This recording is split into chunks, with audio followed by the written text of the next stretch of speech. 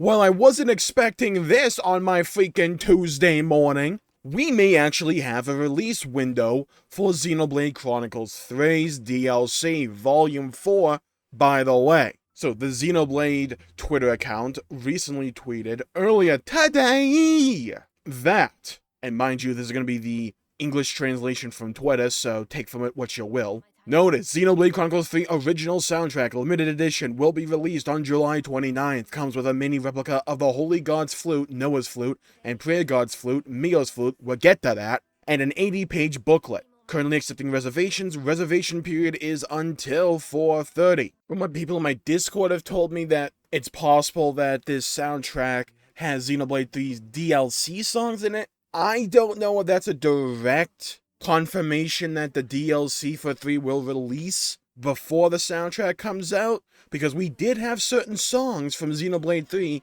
release as essentially marketing for the release of Xenoblade 3. So those songs came out before Xenoblade 3's release. They even tweeted about those songs. I think they even tweeted the full versions. So I don't know if this directly means that the Xenoblade 3 DLC will come out before July 29th at least. But if you recall, I did do a video a couple months back at this point, I think, where I predicted the release window for Xenoblade 3's DLC, and I gathered there is some kind of pattern you could draw to support any time, essentially, from May to July or late into December, like October to December. Any time in there really has some kind of pattern you could use to defend it. And I believe June and July came up quite a few times. I forget the exact math behind it, but it was essentially the time difference between Xenoblade 2 and Torna releasing, then maybe wanting to do 1 year after Xenoblade 3 releasing, or we follow the patch cycle for Xenoblade 3, which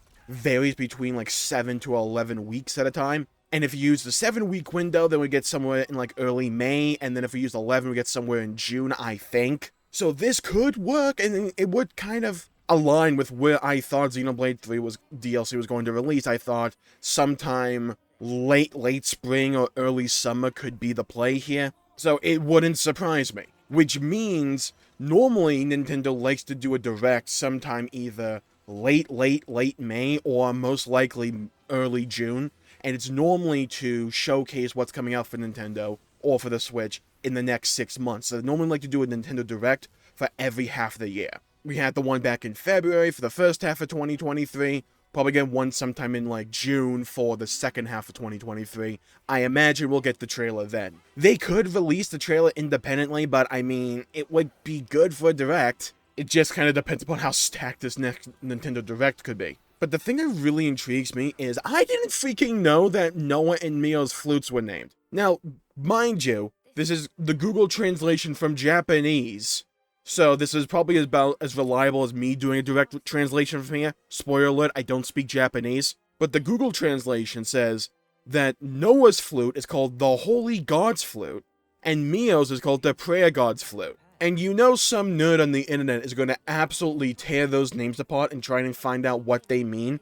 I'm talking about me there. I mean, Holy God could be an allusion to Zanza, who thought he was the highest of the high. Essentially, there are a lot of religious connotations, especially in regards to Gnosticism, when it comes to Xenoblade 1's overall narrative. Mio comes from the world of Allrest, which is Xenoblade 2, Prayer God's Flute, which could be an allusion to Klaus, maybe with something in regards to all the core crystals sending their data back to Klaus, and you could consider that to be prayer, maybe? I need to think about that one a bit more. I'm not sure what the hell this 80-page booklet's about. Knowing my luck, I'll have some kind of like revelation in the lore that I just won't have access to. But yeah, in a couple of days, I'm going to be making a full-blown theory video, essentially taking all my little theories from across the streams and videos that I've made in regards to Xenoblade 3's DLC and make essentially my final conclusion, my final fan theory for Xenoblade 3's DLC. I'm going to put it all on the line. I'm going all in with this before we even get the next trailer, which could, disprove everything. That's the fun of it. So yeah, I think it's safe to at least assume that sometime in summer or late spring is when the Xenoblade 3 DLC will come out. I don't think they're gonna wait way too long after this, if this isn't actually an indication that the DLC comes up before. I think the DLC will come out around this time period.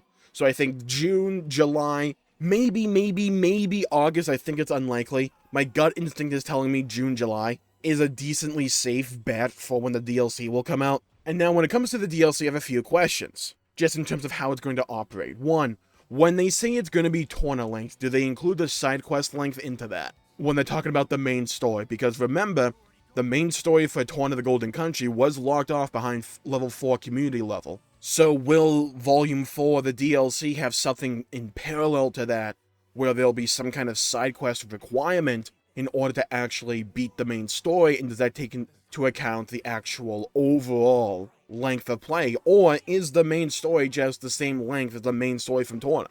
I think that's probably going to be the safer bet. And I think with all the questions we have with Xenoblade 3, it's a bit unrealistic to expect all of them to get answered with this DLC. I think my main question is, where is the Vandam and End fight? Where is that in the story? If you don't remember, in the Founder's Room, the statue of the founder of Vandam, who is that one jabroni we saw at the end of the teaser trailer for Xenoblade 3's DLC, he fights N at some point after awakening the true power of Interlink, or the true power of Ouroboros. Cough, cough, Interlink. Beats N back and is able to essentially save the city for a bit. But then, it says that this says Vandam goes on a lonely expedition. Will that expedition be essentially treated like how Adam disappeared at the end of Torna, where it just says, and then he screws off somewhere, GG, call it for the day there? Or will that lonely expedition, quote-unquote, make a return somehow in this DLC and be fleshed out and explained upon?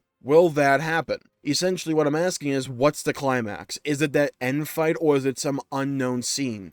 We know Alvis and Rex and Shulk are in the scene, at least in the DLC. We expected Rex and Shulk because they were mentors to the founders, but Alvis is the wild card here, and when does that one scene take place? Remember, that trailer for the DLC felt like weirdly deliberately cut together, didn't it? Like they're trying to hide or misdirect something in regards to that. I think the audio is a wild debate. I'm not trusting it whatsoever.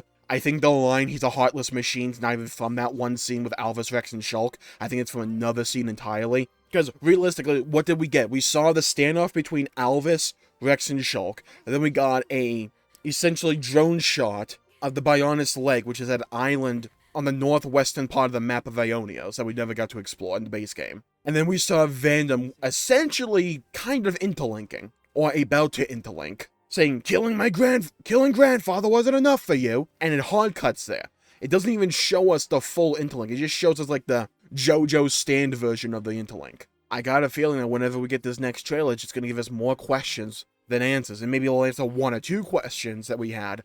I just imagine it's going to be even more perplexing, because there's so many different ways this story could go. There still could be an entire epilogue portion of this. I'm still kind of convinced we're going to get those bookended cutscenes like we got for the base game, with Noah essentially back in the world of the Bionis, or Kevis, whatever you want to call it. I think we'll get the Mio analog versions of those scenes before and after Ionios. Question is, what do they want to reveal there? There's so many directions this DLC can go in. But I think the most important one, the one that's on all of our minds, the one we're hanging on to the edge of our seats, gripping our knuckles till they turn white and bloody, with bated anticipation, is what the hell is this ending song going to be? Because let's be honest, if you were there for Torna the Golden Country, you know how emotionally destructive to your own well-being a moment of eternity was, especially when you only had that song until the Definitive Edition came out, so you got the acoustic version of Beyond the Sky. A moment of eternity should be categorized as breaking a Geneva Convention or something due to the amount of emotional torture that it inflicted upon me.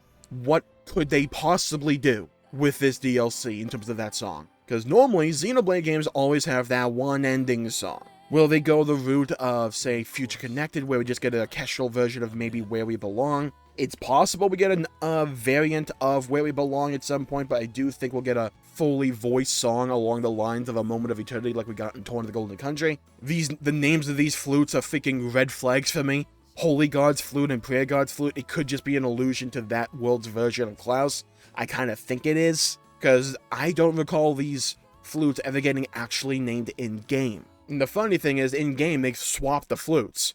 So Noah, at the end of the game, has the Prayer God's Flute, and Mio has the Holy God's Flute. What does that mean? Because we also saw, or at least heard, the Off-Seeing tune at the end of Xenoblade 3 when Noah was back as a kid, back in the world of the Bionis. and he's the only one who heard the song, and is that because he was the one with the prayer god's flute, so there was always some measure of an interlink going on there. Maybe, possibly, we don't know yet. There's so many little plot threads in Xenoblade 3 that they could pick up and make massive plot points going forward. That's one of the main takeaways for me with Xenoblade 3 that makes theory crafting for the future of this franchise so fun, in my opinion, because there's so many of those little plot threads that they could just pick up and run with. Don't forget, Numa, or at least Pyra and Mithra, theoretically still have Malice's data in their core crystals. Same thing with Alvis, because we did quote-unquote hear from Malos after he died at the end of 2, when he asked Numa what was it like to be alive. Sure, at the time it was just kind of, aw, that's destructive to my well-being. That's too wholesome. If they wanted to, they could really expand on that, and Xenoblade 3 is filled with moments like that, where they could just grab any of those little plot threads that they just left hanging there, that they didn't need to wrap up with the story of Xenoblade 3, but they could just grab the little plot point and just keep on pulling with it. Story of Riku is entirely up in the air, because I think that's going to get addressed in this DLC, absolutely. The nod with Millie at the very end, that's a massive tell in my opinion. They just never really finalized his narrative in the base game. I think they could be saving him for the DLC, it's possible. So yeah, we may have at least a better understanding when the DLC, Wave 4, Volume 4, whatever you want to call it, for Xenoblade 3 will be releasing. I think it's a safer bet, at least now, to say June, July. I don't think it's confirmed whatsoever. So if it comes out that it's actually going to be like August or September or even later, don't be surprised. Just, I'm raising one eyebrow and saying, June, July though. And also, personally, I have Final Fantasy 16 coming out at the end of June. I only have so much time in the day. So if Monolith wants to like throw me a bone and maybe release the DLC a few weeks before or after that, that would be very nice for me. I'm just saying, throw me a bone here. So I'm going to call the video there for today. Thank you all for tuning in. My pleasure making the video. If you enjoyed it, please leave a like and subscribe. It really helps the channel out and helps support future content, and I greatly appreciate it. Stay safe, everybody. Have a great day. If you liked the video, please hit the bell icon to be notified when I upload in the future, because you know I will be covering the DLC for Xenoblade 3. The moment we get that trailer come out, the moment, you know I'm going to be reacting to it. I'm going to be breaking it down piece by piece. And don't forget, in a couple of days, yeah?